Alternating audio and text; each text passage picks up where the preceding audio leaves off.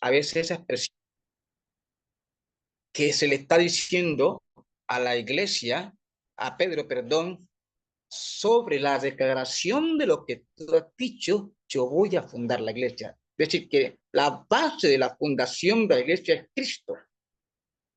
O sea, Cristo es la base, es el fundador y es la base de la iglesia. Entonces, a veces uno, de alguna manera apresurada, y nos olvidamos de la etimología. Decimos, no, que Jesús no ha fundado una iglesia. Eso es algo que hay que prestar mucha atención.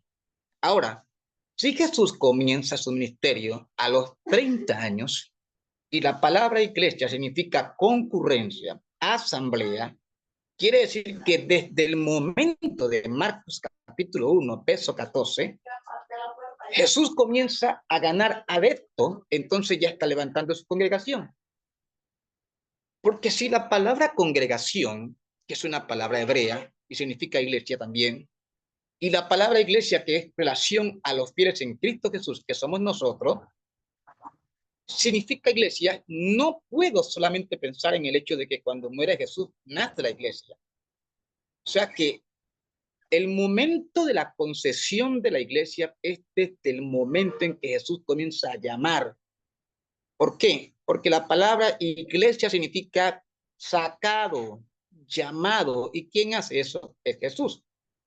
Eso no queda en términos de teoría, sino afirmamos que allí comienza Jesús, sus fieles, a llamar, a apartar, a consagrar, a discipular, a formar, a capacitar para el propósito que leemos de Efesios. ¿Recuerda? Que luego vamos a seguir con Efesios más adelante. Solo quiero que tengamos esta idea desde la perspectiva etimológica, para que luego podamos llegar a la cruz, porque luego llegamos a la cruz, que el Señor murió, que salió agua y que salió sangre y que nació la iglesia. Hay que tener mucho cuidado. ¿Es válido todo eso? Claro que sí es válido. Pero lo más fuerte es que Jesús principia su ministerio, según Marcos, llamando a la gente a arrepentimiento. Eso es lo impresionante. Desde que comenzó, empezó a llamar. Y dice, su reino, es decir, la guerra con el mundo de las tinieblas comenzó desde el momento en que Jesús dijo, empezó a llamar a los 4 pecadores. Y empezó a llamar gente, y empezó a llamar. Entonces, eso es lo que significa iglesia, es sacar, voy a sacar la gente, voy a sacarla. Es por eso que nosotros como misioneros y todos los pastores y líderes, de hecho, vamos a hacer un paréntesis evangelístico. Todo predicador tiene que enfocarse en sacar. Por ejemplo, la palabra iglesia es la más hermosa. ¿Por qué? Porque el predicador va a sacar, va a traer la iglesia que está en el mundo, va a traerla para que se consagre, para que le sirva a Dios, porque eso fue lo que Jesús hizo. Entonces, la palabra de si Jesús fundó una iglesia está para mí en el contexto bíblico desde la etimología de la palabra. No se olvide que esta respuesta, este pensamiento bíblico está basado en el hecho desde la etimología de la palabra, que significa apartar, llamar, sacar y reunión. Eso significa iglesia. Ahora, también estamos afirmando que es Jesús que dijo a Pedro, sobre esta roca edificaré mi iglesia. Es decir, sobre la declaración de Jesús, que es el Mesías y Salvador. Efesios capítulo 2, verso 20. ¿Me puede asignar a una persona, hermano Maximiliano? Efesios 2:20.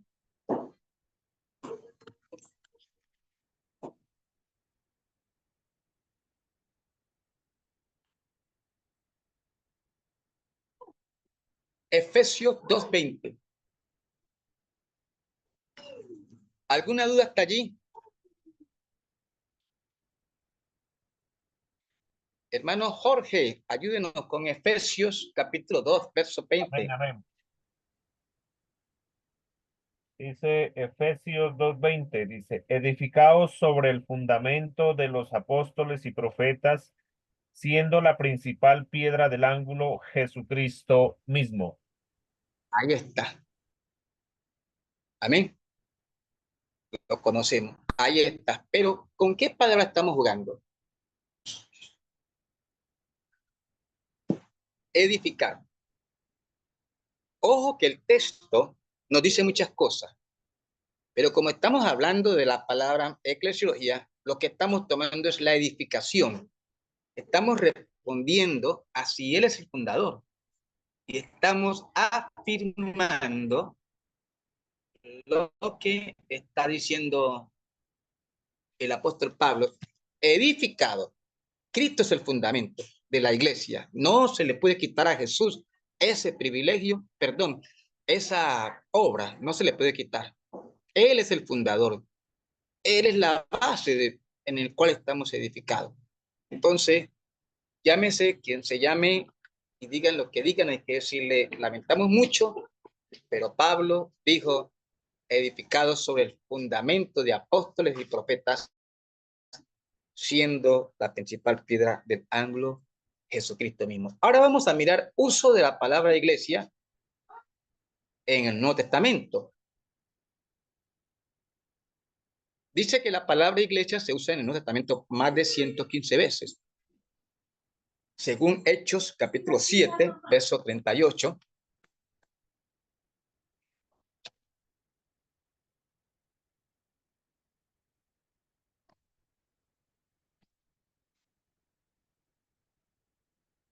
Hechos 7, 38. Y Hebreos, capítulo 2, verso 12.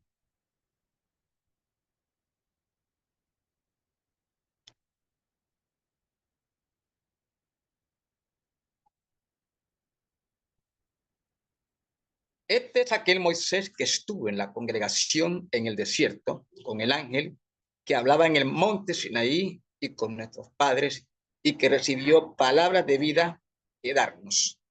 Aquí la palabra iglesia es congregación.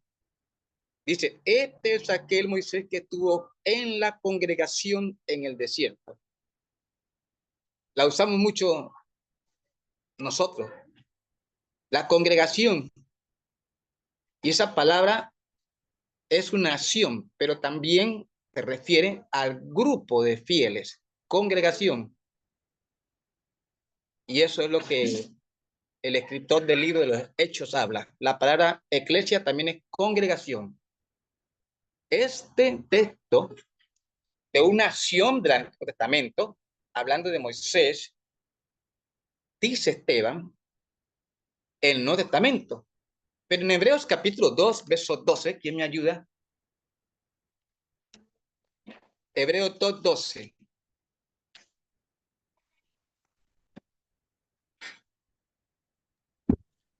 Amén, hermano. Hebreos 2, Hebreos 2:12 diciendo, anunciaré a mis hermanos tu nombre en medio de la congregación, te alabaré. Amén, ahí está. La palabra que tomamos allí es congregación. Estamos jugando con la palabra de que aparece 115 veces.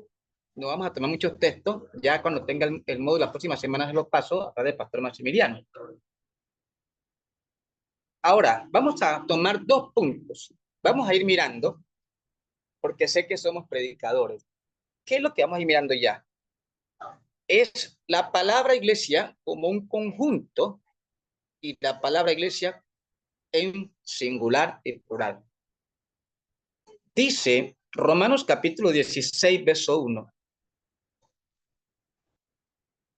Mana Carolina, Romanos 16, 1. Vamos a leerlo en la forma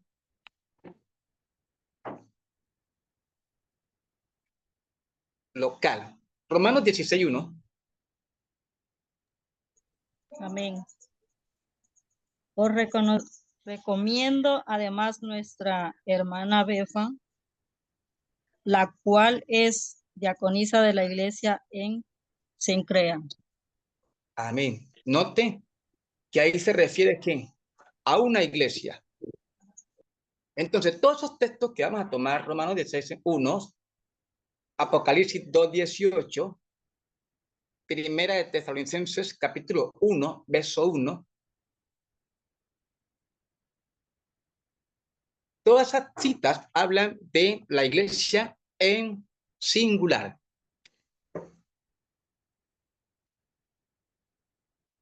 Pero en Hechos capítulo 9, verso 31, vamos a hablar de la iglesia en plural. Grupo de iglesia. Vámonos preparando porque vamos entrando a otros temas que nos va a abrir el ojo en otras cosas. Pastor. Hechos capítulo 9. Pastor Maximiliano. Amén, hermano Julio. 9:31 Hechos. No tengo Biblia aquí cerca a la mano ahorita. Ajá. Désela Bueno. al hermano. ¿Quién es que leyó ahorita? Aquí está la hermana Sarita, Luis Mario. Ya llegó Luis Mario también. Luis Mario. El hermano Luis Mario, que no nos ha leído. El Sí, pastor Luis Mario de Bolivia, creo que es, si no estoy mal. Pastor Luis Mario. ¿Sí me alcanza a escuchar? Sí. Amén, amén, Pastor Maximiliano. Un gusto saludarle en el nombre del Señor Jesús. A nuestro Amén. pastor, Dios le bendiga mucho. ¿Cuál texto leo, pastores? Pastor Julio, el texto. Correcto. Hechos capítulo 9, verso 31. Hechos 9:31. Ajá. Bueno, Pastor Julio dice de esta manera, Hechos 9:31. Entonces las iglesias tenían paz por toda Judea, Galilea y Samaria, y eran edificadas andando en el temor del Señor, y se acrecentaban fortalecidas por el Espíritu Santo. Amén. Bueno, vamos entrando en los detalles. Dos cosas. El texto que lee la hermana Carolina nos habla de iglesia local, pero el texto que lee el pastor Mario nos habla de iglesia. En la persecución del siglo I, las iglesias como grupo, como persona, vivían de alguna manera trasladándose de lugar a otro o haciendo las reuniones espirituales o los cultos escondidas. Después de la conversión del apóstol Pablo, es que cita Lucas este texto, tenían paz, dice las iglesias. Entonces, ¿cuáles son las palabras que siempre estamos recatando en estos temas? Es que tengamos bien claro que la Biblia nos habla de iglesia local y también usa las expresiones iglesias. Si ya tenemos la definición de la eclesiología, sabemos que el Señor es el fundador, sabemos que Él nos escogió, Dios en Cristo Jesús, desde antes de la fundación del mundo. Ahora entendemos que el Nuevo Testamento es donde más se habla de la palabra iglesia, tanto local como iglesia,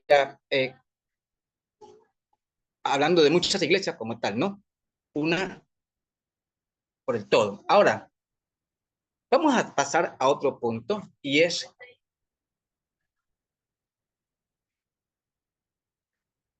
¿cuál es la misión de la iglesia? Ese es el punto. ¿Cuál es la misión de la iglesia?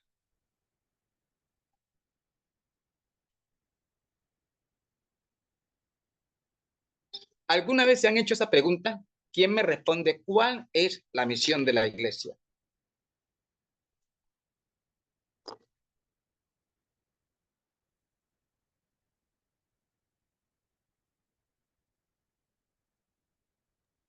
Salvar almas. Bien, ¿quién me ayuda? ¿Cuál es la misión de la iglesia?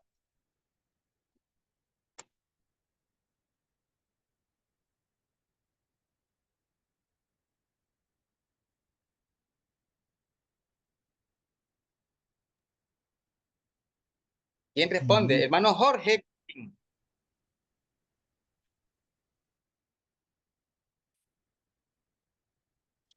Ir por todo el mundo y predicar el evangelio.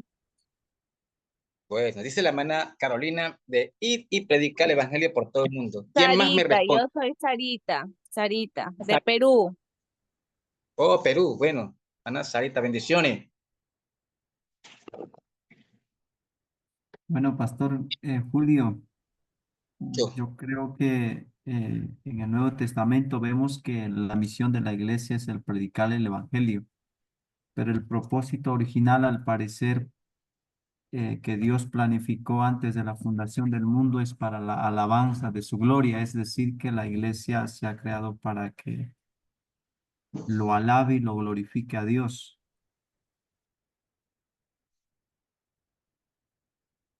Amén, hermano. Hermano, ¿cuál es su nombre? Luis Mario, Mario. Ah, bueno. Esa es la respuesta. Pero vamos a tomar esa respuesta y vamos a irnos al texto que leímos al inicio. Ahora, la misión de la iglesia es la visión de Dios. La misión de la iglesia es la visión de Dios.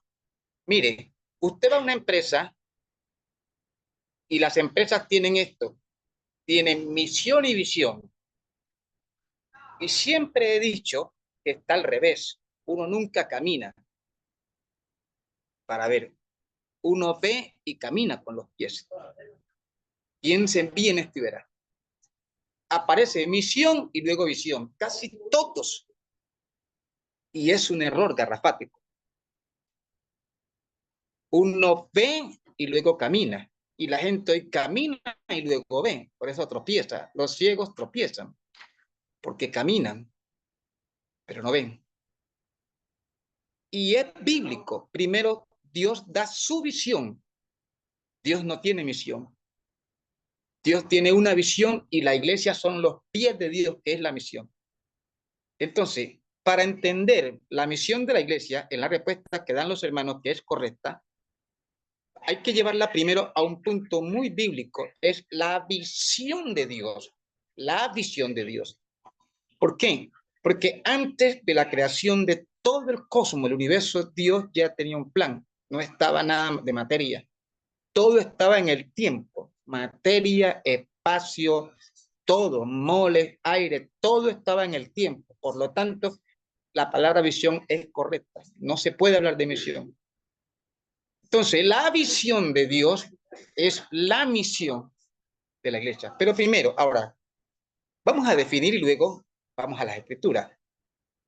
La visión de Dios. Cristo es la misión de Dios. 2.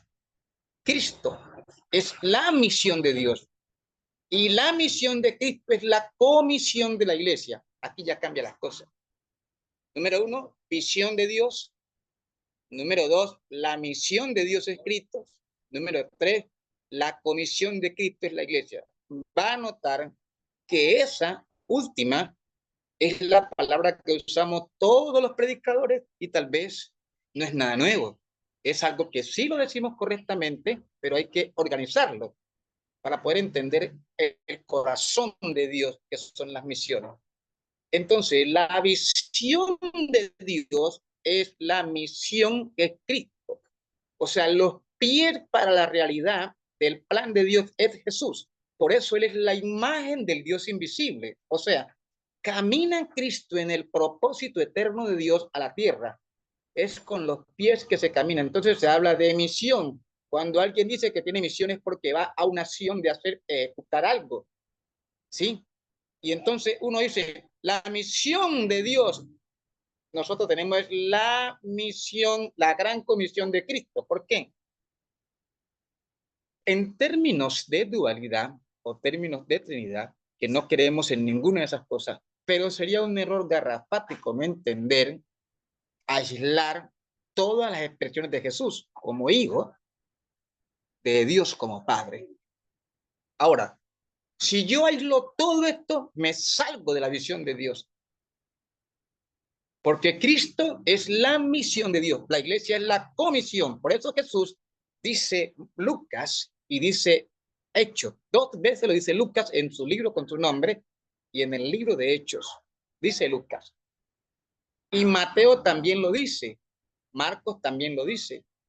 Cristo le da a la iglesia la gran comisión, como lee la hermana Sarita y el hermano Mario. y por todo el mundo. ¿Sí, mira?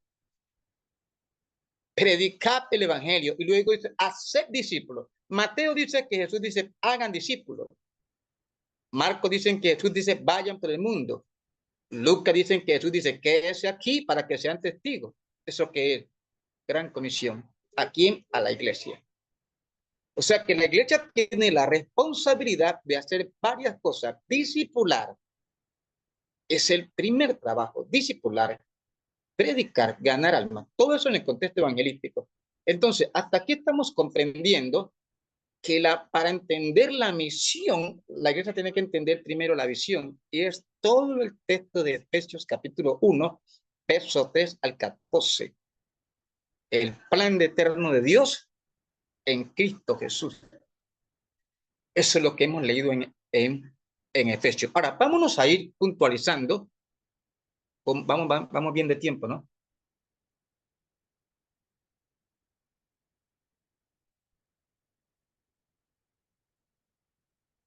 Número 1.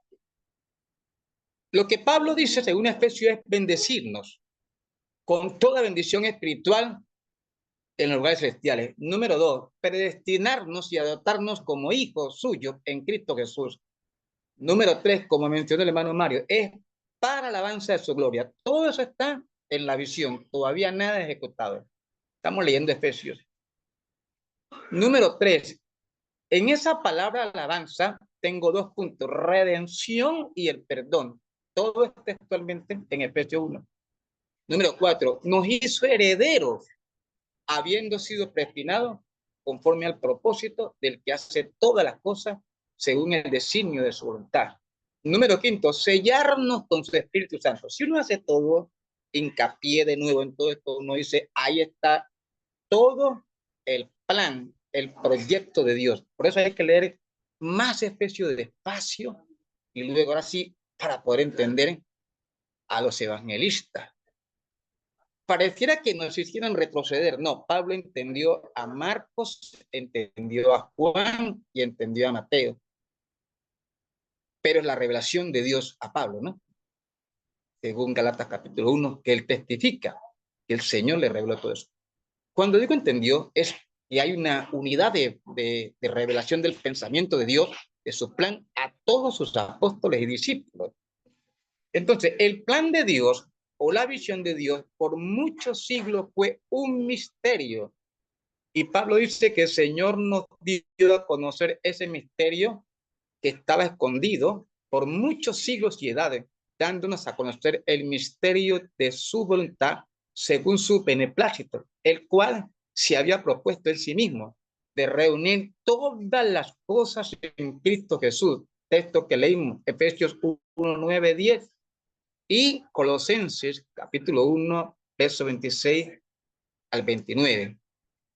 En la dispensación, o en los periodos, o en las edades de la inocencia, la conciencia, el pacto, la ley, los pactos de David, la gracia, el juicio final, en todos estos tiempos, Dios tenía un misterio, ya ese misterio ha sido revelado, ese misterio, dice Pedro y Pablo, es Cristo en vosotros, la esperanza de gloria.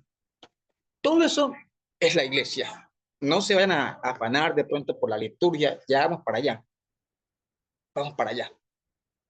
No tanto el culto, ni cómo predicamos, ni cómo cantamos. Eso es más adelante. Lo que necesitamos de urgencia es nosotros como iglesia y es el mundo, es el plan que Dios tiene con nosotros como iglesia. Esto que acabamos de leer es la visión de Dios, que es la misión de Jesús. La palabra misión quiere decir ser enviado. Cuando uno habla de misión, no debemos olvidar que estamos hablando de apóstol. O sea, el primer misionero es Jesús. Esto lo escuchamos hace más de muchos años de niños. Y a veces hay cosas que uno quisiera no concebirlas, como que dar como miedo. Y es un error para mí de mi infancia, ¿no? Uno dice, Cristo es misionero. Claro, es que Cristo es el primer misionero. ¿No ve que es la realidad del plan de Dios en nosotros? Porque como espíritu no puede el Señor venir, sino que Él viene en la manifestación en carne para poder hacer una misión. Y esa misión es redimir al hombre y rescatarlo de sus pecados. Ahora, Jesús como humano expresó la misión de Dios como Padre sobre él. Vamos a Lucas capítulo 2, verso 49. ¿Me ayudan? Lucas 2, 49. Vamos a escuchar a Jesús hablando de la misión de Dios. Vamos a entrar mucho a entender esa misión, cómo Jesús habla de la misión. Lucas 2, 49. Isaías 53, 11.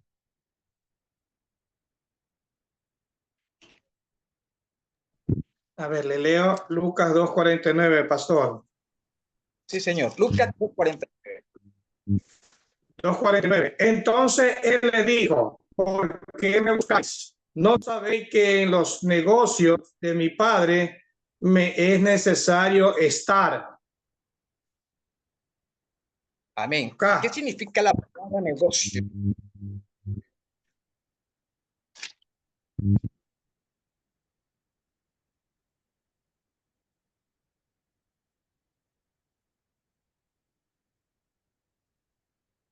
¿Qué significa esa palabra?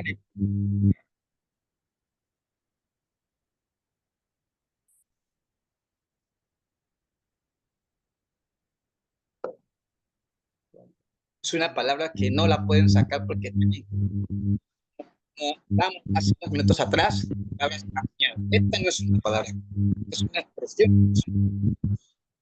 Sus padres los están buscando, le es claro a ellos. Uno analiza por qué Jesús dice estas expresiones a sus padres adoptivos, para que, como están escritas, cualquiera que lea, no vaya a leer mal. Dice, negocios significa ganancia por una actividad ejecutada. Es un negocio. Esto de Jesús es un negocio. No en el término administrativo, de alguna manera lo podemos traer, pero vamos a tenerlo en el término espiritual del plan que venimos hablando. Lo que quiero también rescatar es las expresiones que Jesús está marcando. Yo estoy en una misión de mi Padre. Entonces, no podemos apartar las expresiones Padre. No, ¿por qué no? De hecho, perdonen, nos aleja mucho de la comunión, de la realidad de lo que hoy somos por la gracia del Señor. Tengo una misión de mi Padre. Él como humano está expresando, tengo una misión de mi Padre. Isaías capítulo 53, verso 11 dice, ¿quién me ayuda? Ese Amén. capítulo 53, verso 11 lo vamos a conectar con el texto que leyó el pastor ahora. Dice Isaías 53, 11. Verá el fruto de la aflicción de su alma y quedará satisfecho por su conocimiento. Justificará mi siervo justo a muchos y llevará las iniquidades de ellos. Amén. ¿Qué quiere decir eso? ¿Por qué dice verá el fruto? Ver el fruto es el resultado de un trabajo. ¿Y cuál es el fruto de ese trabajo? Lo sabemos todos. ¿Cuál es? La salvación nuestra. Exactamente. Sí, mira, todos esos 3 años Jesús trabajó para ir a la cruz. Pero si queremos medir la magnitud, tenemos que decir, durante 2000 años, esa cantidad de los que han muerto, que ya, como dice, ¿cómo es que dice Maximiliano Máximo? Nos esperan los muertos en Cristo. Apocalipsis 6 están unos orando, Señor, ¿hasta cuándo no vienes? Amén. Imagínense que ya los que murieron están esperando el resto de los que vamos a llegar. Amén. O sea que Cristo hizo un trabajo y dice, verá el fruto de su trabajo. Así es. ¿Cuál es?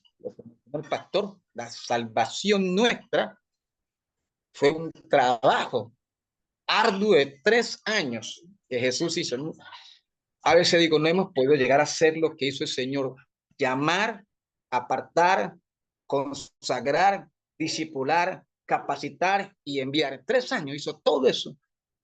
Se murió y dejó, y este es el resultado de su trabajo. Entonces, es por eso que le responde a José y a María: estoy en un trabajo. Isaías dice, y él va a ver el fruto de su trabajo. Somos nosotros, la iglesia. Ahora, Lucas capítulo 4, verso 16, ahí mismo, vamos bien de tiempo, ¿no? Lucas 4, 16. Lucas nos va a decir, otra vez Jesús va a hablar su propósito de la misión. El evangelio de Lucas es mucho más claro, porque Lucas cita que Jesús en la sinagoga lee Isaías capítulo 61 para nosotros como capítulo, ¿no?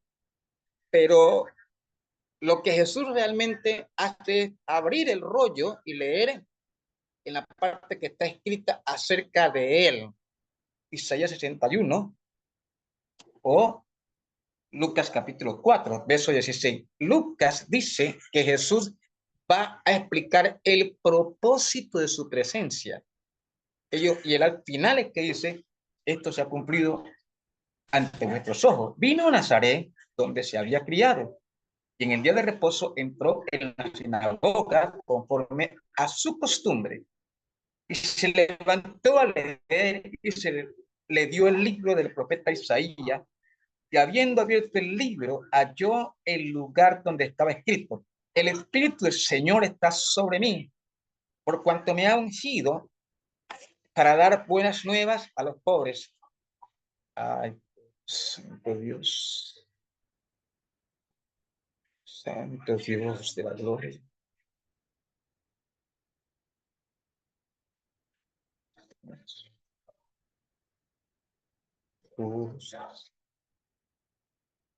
El Espíritu.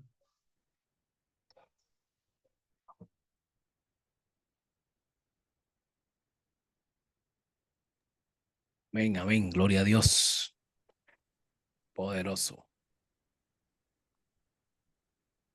Poderoso. Santo Dios.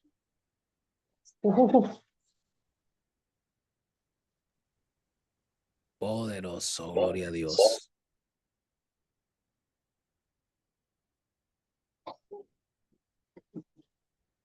Bueno. Gloria al Señor, gloria a Dios. El impacto de la presencia del Señor. Es un momento de llamamiento.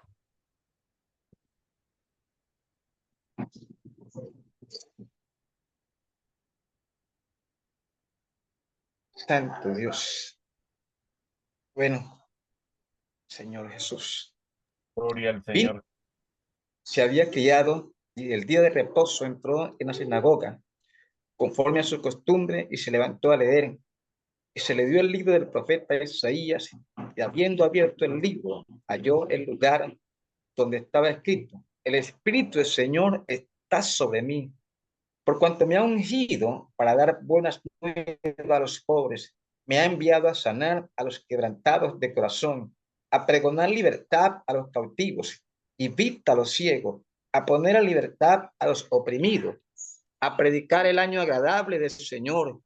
Y enrollando el libro, lo dio al ministro y se sentó, y los ojos de todos en la sinagoga estaban fijos en él, y comenzó a decir: hoy se ha cumplido esta escritura delante de vosotros. Entonces, lo que quiero rescatar aquí es la expresión misma de Jesús, que está hablando de su propósito, de su presencia en su manifestación en carne. O sea que aquí estamos hablando que él está hablando de su misión, pero ya aquí ya es detalladamente cada una de las cosas que él va a hacer, tanto Isaías 61 como Isaías 35, cuando él está hablando acerca de las sanidades a los ciegos, a los paralíticos, a los cojos, los de Juan, que habían ido a preguntar a Jesús si era él el Mesías o si esperaban a otros. Entonces, Lucas aquí nos está mostrando que Jesús habló de su presencia humana como una misión. Entonces, el punto, para no olvidar, es que estamos en la misión. de Jesús, que es la visión de Dios. Ahora, Isaías 43, Isaías 43, también vamos a mirar que Juan presentó a Jesús y dijo, he aquí el Cordero de Dios. O sea que Juan, esto que conocemos, profético, preparó el camino al Señor. Y Juan lo presenta diciendo, el Cordero de Dios que quita el pecado del mundo. Pero el mismo libro de Lucas, capítulo 19, el verso 10, nos va a decir Lucas que Jesús dijo, porque el Hijo del Hombre vino a buscar y a salvar lo que se había perdido. Entonces, palabras para rescatar y entender que Jesús está hablando de la misión de Dios, de la visión de Dios, pero que Él es la misión de Dios. O sea, Jesús mismo dice, vino a buscar y a salvar lo que se había perdido. ¿Quién? El Hijo del Hombre, que es Él. Ahora, una vez cumplida la misión de Jesús en la tierra, le entrega esa misión a la iglesia para que continúe. Esto quiere decir que la iglesia debe hacer realidad la gran comisión de Jesús. ¿A través de qué? Las herramientas apostólicas y proféticas, en otras palabras. Entonces ya entendemos la visión de Dios, que es Efesios capítulo 1, verso 3 al 14. Ahora, entendemos que la misión de Jesús es la visión de Dios. Entendemos que la iglesia es el punto cumbre de Dios por el cual Él en forma humana muere de alguna manera para redimir al hombre a través de su sangre en Cristo Jesús. Ahora, la misión de la iglesia es la gran comisión dada por Jesús. Aquí vamos terminando este punto. Entonces, nosotros vamos entendiendo cuál realmente es la misión de la iglesia. Ahora sí, podemos decir, ¿qué hace la iglesia? La iglesia se toma la misión de Jesús, que es la gran comisión. Todo lo que Jesús diga a la iglesia es lo que ya decimos como predicadores, los evangelistas, todo. Vamos a evangelizar, vamos a predicar, porque es la misión, la gran comisión dada por Jesús a la iglesia. Hay algo muy importante en el inicio y desarrollo de la iglesia, y es que Jesús discipuló a 12 bajo su autoridad. Fueron enviados de 2 en 2 y llegaron gozosos según Lucas capítulo 10, del 1 al 20. Pero cuando ascendió a los cielos, les recordó la promesa del Espíritu Santo, según Hechos capítulo 4, verso 8. Solo salieron después de la llenura del Espíritu Santo. Es importante para poder hacer la gran comisión ser lleno del Espíritu Santo. Usted me